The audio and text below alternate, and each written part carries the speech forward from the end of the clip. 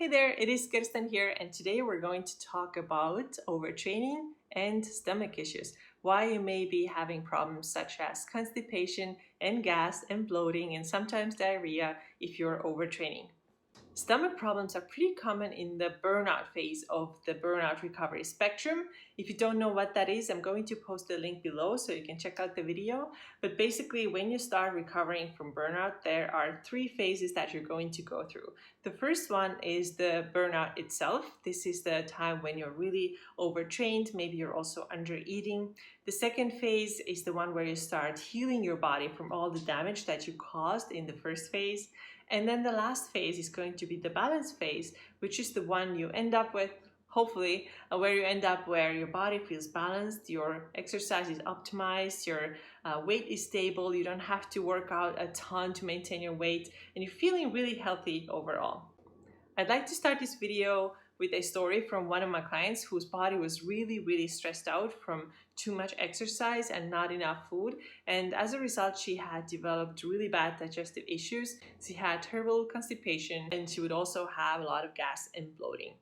She saw a lot of doctors and nobody could figure out what's wrong with her. Nobody actually asked her about her training habits, and they had her go through a lot of uncomfortable tests. One of them was actually the balloon expulsion test. If you don't know what that is, this is a test where they insert a balloon that is filled with water into your rectum, and so you have to push it out to demonstrate that your muscles are still working, that you have enough strength to push it out. So everything was fine there, but still she did not have an answer. All she had was another prescription to another medication, which maybe helped for a couple of weeks, and then things were back to usual again.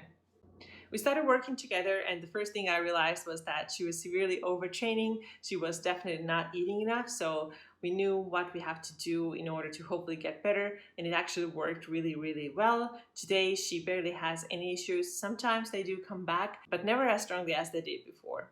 So next I'm going to share with you the connection between overtraining and your stomach issues. I am not a medical doctor, so if you want to change your diet or exercise, please consult with your doctor before you do that. The main idea is that when we are overtrained, our body's sympathetic nervous system dominates. Sympathetic nervous system is a system that's activated in a flight or fight situation. So when we are working out, this is exactly what happens. The opposite of this system is the parasympathetic nervous system, which is the rest and digest mode.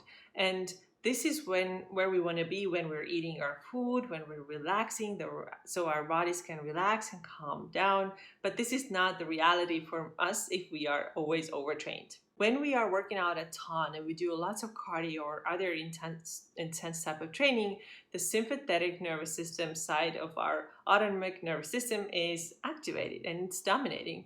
And in this situation, our adrenals are pumping out cortisol and more cortisol on a regular basis. Chronically elevated cortisol can do a number on our digestion. And here's how it causes problems. Cortisol can really mess with our gut. Too much cortisol in the body starts to negatively impact our gut's lining, ultimately causing the leaky gut. Leaky gut is a condition in which bacteria and toxins and food particles leak through the walls of our intestines and end up in our bloodstream, causing inflammation. This could be one of the reasons why you are experiencing digestive issues. Secondly, overtraining or too much or too intense training can impact your body's ability to move food through your digestive system. This is called poor gut motility, and it has a huge impact on our digestion as well. When your gut motility is poor, you may feel like the food is stuck in your body, and it really is because it's not moving the way it should through your digestive system. Next thing you should know is that when we are training super hard and we're stressed out, then digesting food is harder. We're only able to truly absorb all the nutrients from the food when we are in this relaxed and resting state, the parasympathetic nervous system that I mentioned earlier. But the reality is that when we're constantly overtrained, then we are not there. So we're not able to digest the food properly.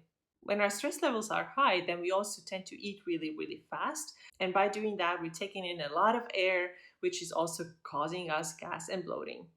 Next thing is diarrhea. Diarrhea can often happen as a result of long distance running and otherwise too intense exercise. It tends to be a little bit more common after long cardio. It can be caused by changes in digestive hormones and reduced blood flow into our digestive organs.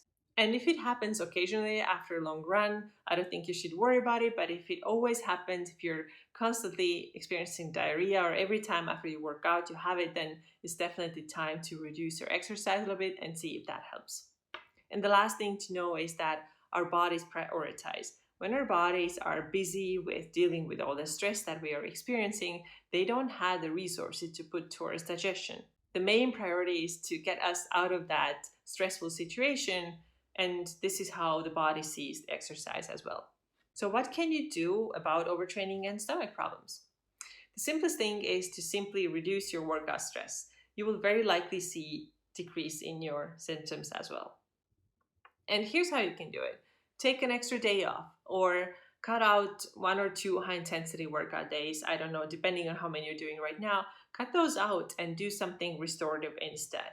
If you're running a lot, make your runs a little bit shorter and also incorporate restorative movement into your workout plan regularly.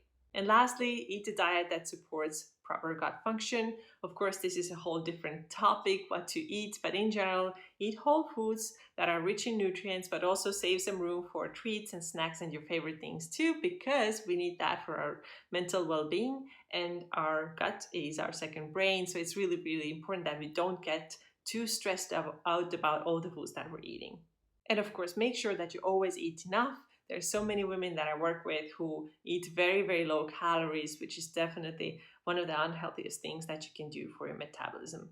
So know that your body likes balance. It likes you to move, but it also wants you to rest. And be careful with pushing yourself super hard or super long all the time, because in addition to many other functions in your body, it can also negatively impact your digestion.